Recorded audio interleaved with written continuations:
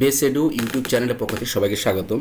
আমরা English grammar practice সেশনে আজকে জানবো ইংলিশের একটা নিয়ম, একটা রুলস জানবো। সেটা হচ্ছে এভরি মাদার লাভ হার চাইল্ড। এখানে লাভ কি হবে বলো তো?